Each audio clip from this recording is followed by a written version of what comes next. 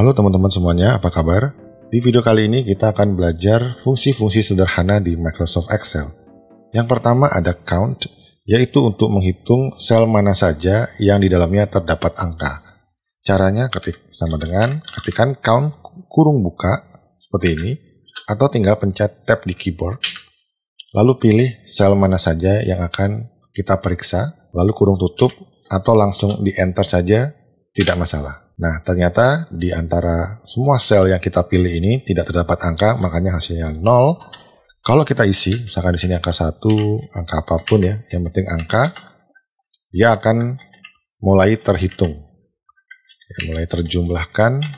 Di sini total ada 14 sel yang kita pilih, tapi di antara 14 hanya terdapat 7 sel yang ada angkanya.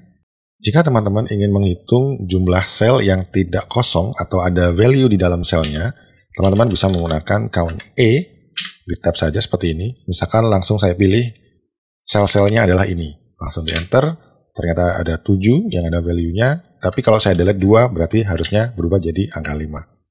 Sedangkan sebaliknya, kalau kita ingin menghitung yang kosong saja, bisa menggunakan count blank atau hitung yang kosong.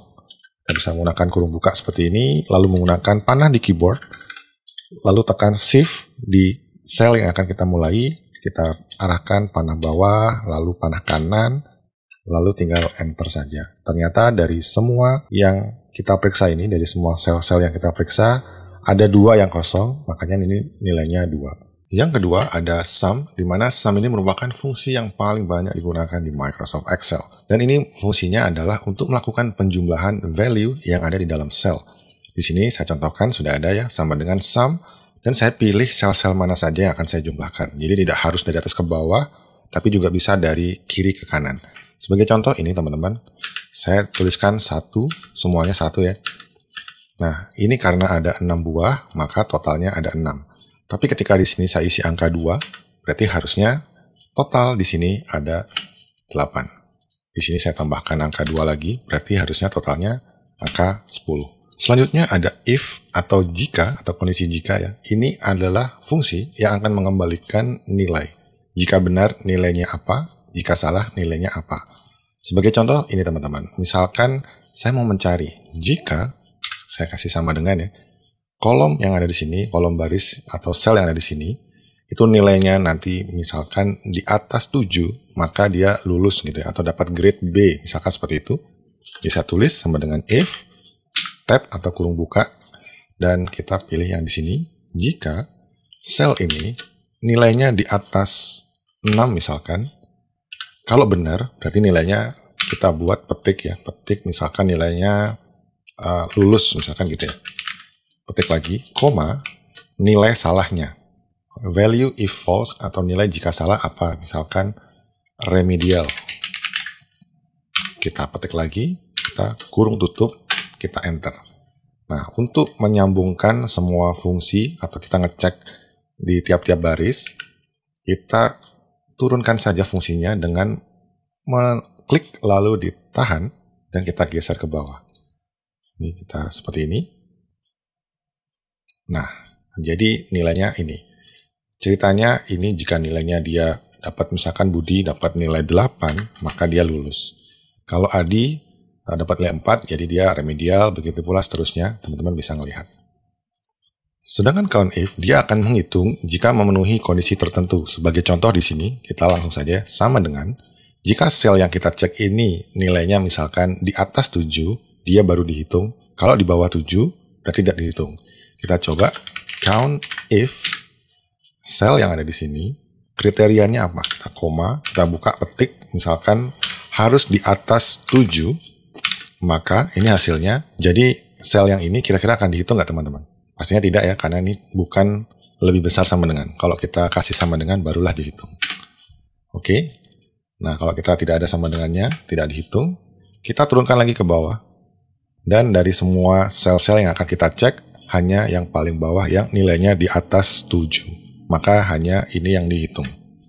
Di sini sebetulnya teman-teman tidak perlu menggunakan formula di masing-masing baris, bisa salah satu saja. Kita coba lagi ya, kita ulang.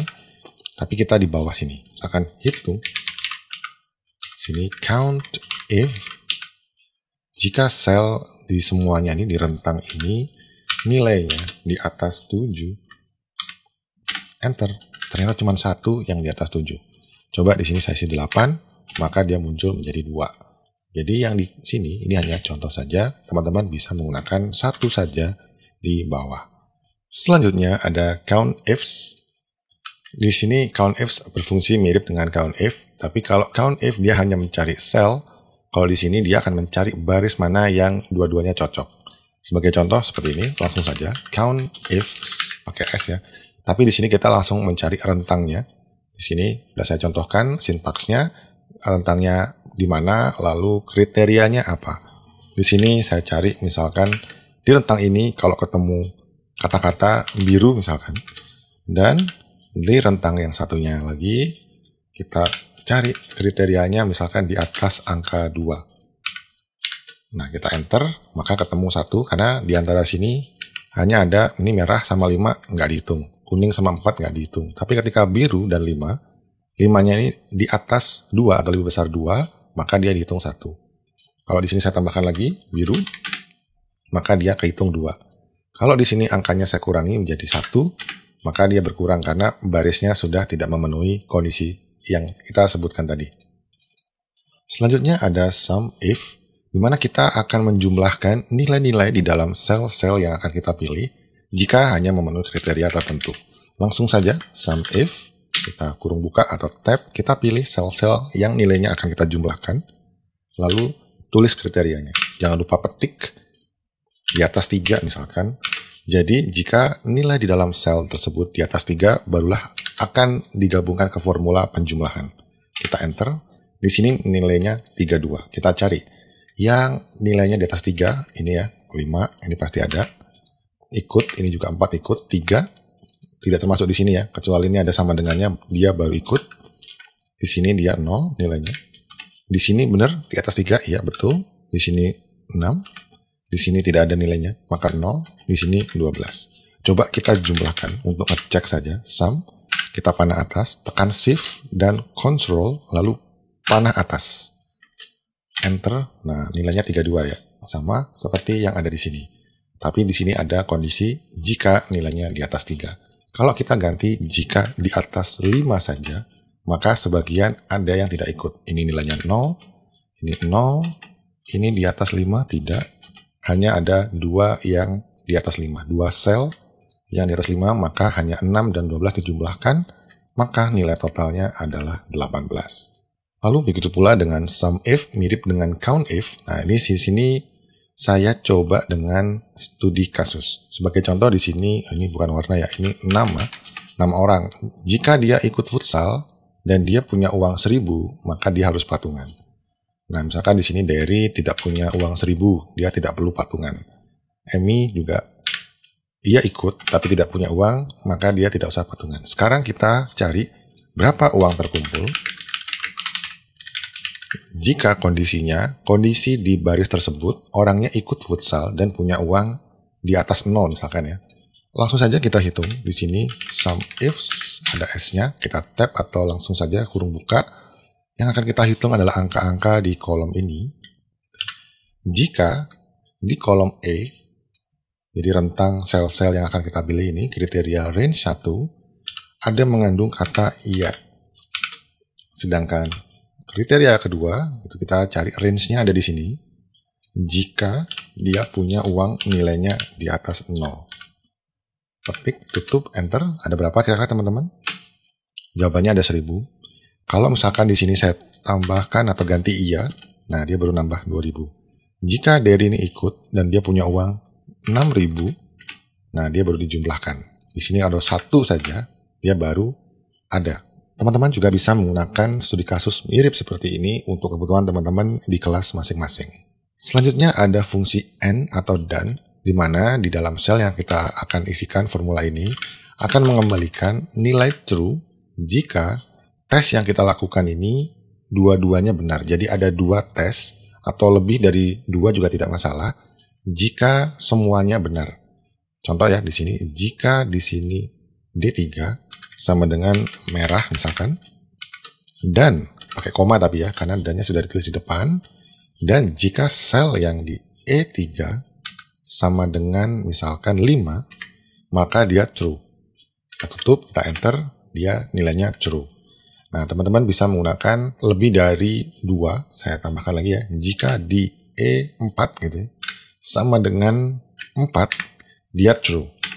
Tapi jika salah satu saja yang tidak sesuai, misalkan di sini biru, D3 biru bukan salah, maka sisanya juga ikut salah. Saya tambahkan petik biru dan enter, maka dia salah atau false.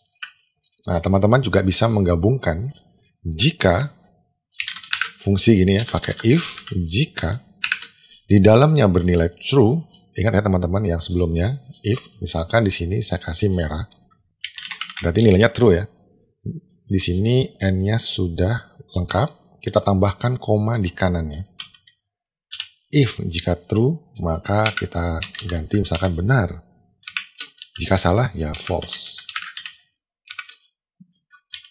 Nah, perhatikan warna kurungnya. Kalau merah di sini, dia akan tertutup dengan sama-sama merah. Di sini paling kiri warna hitam dan ditutupnya pasti warna hitam. Jadi kalau teman-teman melihat banyak seperti ini pasti error karena hanya berpasangan satu saja warnanya.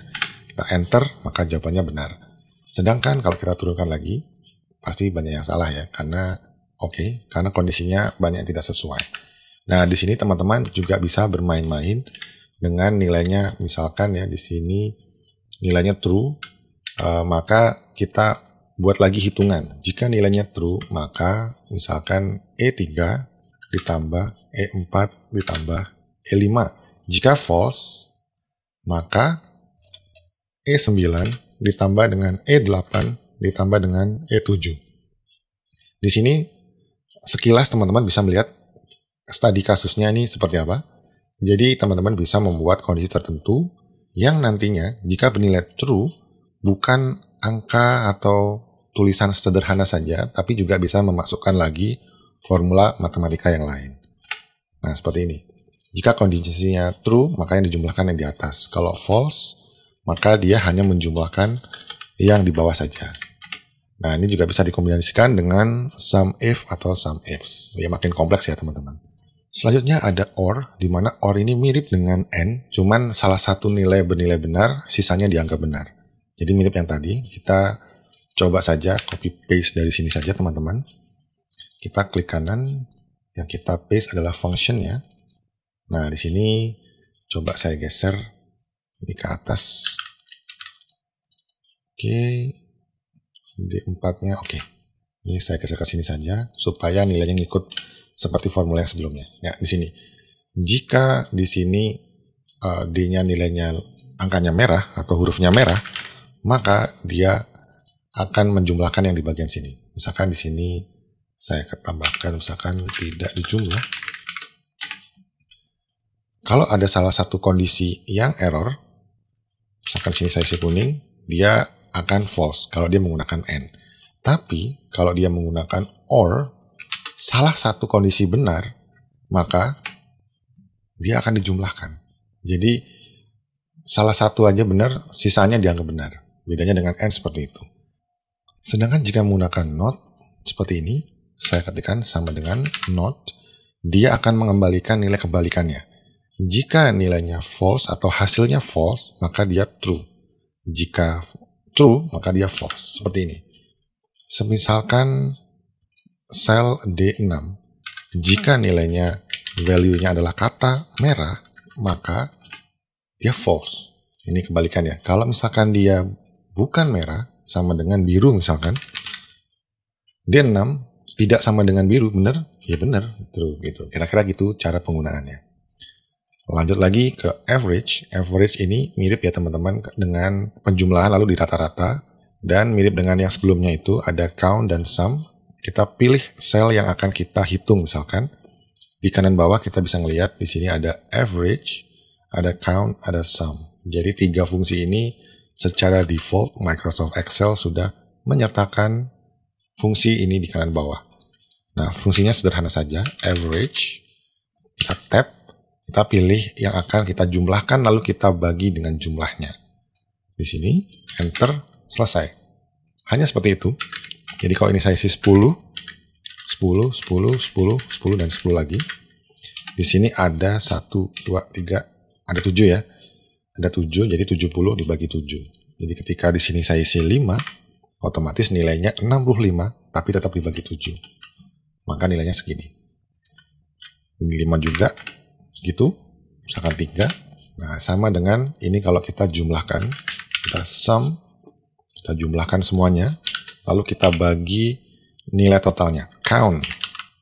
Kita kombinasikan, kita count yang ada di sini. Sama teman-teman. Jadi ini formulanya adalah jumlahkan semuanya, lalu bagi dengan berapa jumlah sel yang ada angkanya. Ya sama ya, di count ada 7, dan inilah hasilnya. Lalu ada concatenate. Concatenate ini kita ketikkan saja sama dengan concatenate. Ini kita sudah ngomong teks sekarang. Jadi concatenate ini adalah menggabungkan beberapa teks string ke dalam satu string saja. Di sini kita contohkan concatenate, kita akan gabungkan nama depan, koma, nama belakangnya. Lalu kita tutup saja. Udah, selesai. Tapi kalau teman-teman mau di tengah-tengahnya ada spasinya, kita tambahkan lagi di sini, petik, spasi, petik, dan koma. Enter, maka ada komanya. Kalau ingin lebih sederhana lagi, tanpa concatenate, teman-teman juga bisa menggunakan sama dengan sel yang akan dipilih, akan dimasukkan atau digabungkan, terus lalu menggunakan ampersand. Ini sama dengan di sini saja. Ampersand atau dan, lalu kita tambahkan dan yang mana. Kita enter, sama. Kita mau tambahkan spasi, dan petik, spasi, petik, ampersand lagi. Kira-kira seperti itu. Coba ya kita tambahkan lagi, misalkan dan spasi, petik, kita tambahkan dengan yang di sini, pekerjaan misalkan ya. Oke, ini sepertinya C6, ini spasi, ada dannya lagi, kita tambahkan sel F6. Nah, Andy Mitchell Interior Designer. Kalau mau lebih cakep, pakai concatenate. Concatenate ini lebih memudahkan daripada kita harus menjumlahkan satu-satu seperti di atas. Tinggal pilih saja seperti ini. Cuman itu tadi kekurangannya, kalau untuk spasi, teman-teman harus menambahkan seperti ini. Mungkin kalau teman-teman tahu cara menambahkan spasi yang otomatis, teman-teman bisa tulis di kolom komentar. Ini cara yang saya lakukan seperti ini biasanya. Karena saya tahunya caranya seperti ini sejak dulu ya, yang paling mudah saya lakukan menggunakan concatenate. Lalu nyambung lagi ke lower. Lower ini fungsinya mengembalikan semua teks yang tadinya besar menjadi huruf kecil. Nah, untuk mencontohkan ini, saya coba ganti nama depan dan nama belakang ini menjadi huruf besar semua. Dengan menggunakan fungsi upper. Di sini saya contohkan dulu upper ya. Di sini saya ganti. Misalkan sama dengan upper. Nah, di sini teman-teman saya pilih B6. Saya kurung, tutup. Saya enter. Semua yang ada di sel ini akan pindah ke sini dan menjadi huruf besar semua. Ini saya cut saja, sudah selesai. Ctrl X. Kita pindah ke tab lower, kita taruh di sini, klik kanan, paste. Nah, ini huruf besar ya. Kita mau ganti huruf kecil. Caranya sama dengan yang tadi. Kita gunakan lower, bukan upper. Kita convert teks yang kita maksud di sel mana. Kita tutup, kita enter, semuanya menjadi huruf kecil semua. Jadi barusan kita bahas upper dan lower sekali waktu. Teman-teman pasti pengen menanya begini. Lalu bagaimana kalau saya ingin merubah sel yang di sini, saya pengen hanya huruf depannya saja yang huruf besar, sisanya huruf kecil. Ini kita copy dulu. Kita klik kanan. Kita paste yang value saja. Jadi kalau ini dihapus, udah nggak ngaruh lagi. Nah, untuk melakukan itu, kita coba, saya mau pindah ini, saya copy semua, Ctrl A, Ctrl C, saya pindah ke tab proper yang baru saya buat ini. Ini saya zoom dulu, tadi zoomnya 270%, biar teman-teman juga mudah melihatnya. Dan di sini saya tinggal ketikkan sama dengan proper. Nah, kita baca dulu, proper ini adalah mengconvert text string menjadi huruf besar yang sesuai. The first letter in each word uppercase, jadi huruf pertama di tiap-tiap kata akan menjadi uppercase. Dan sisanya akan menjadi lowercase. Kita pilih kurung buka, kita pilih sel yang akan kita maksud. Ya, cukup seperti itu, sudah jadi teman-teman. Tinggal digeser ke bawah formulanya, atau kita double klik saja. Nah, dia akan menyesuaikan ke paling bawah yang sampai tidak ada nilainya lagi di kiri atau di kanannya. Dia baru berhenti. Lebih mudah seperti itu daripada menggeser formula satu-satu seperti ini. Nah, di sini sudah terbentuk ya teman-teman. Huruf pertama dari kata yang ada di kiri itu huruf kapital. Tapi kalau ada spasinya gimana? Coba saya kasih spasi Adi ini Nugroho misalkan. Nah, dia otomatis first letter di tiap-tiap kata akan menjadi huruf besar. Ini coba lagi saja. Bagaimana di sini? Nah, tiap-tiap huruf di depan di masing-masing katanya sudah berhasil menjadi huruf uppercase. Kira-kira begitu saja teman-teman. Jika ada pertanyaan atau kekeliruan yang saya lakukan, teman-teman bisa membantu mengkoreksi saya di kolom komentar.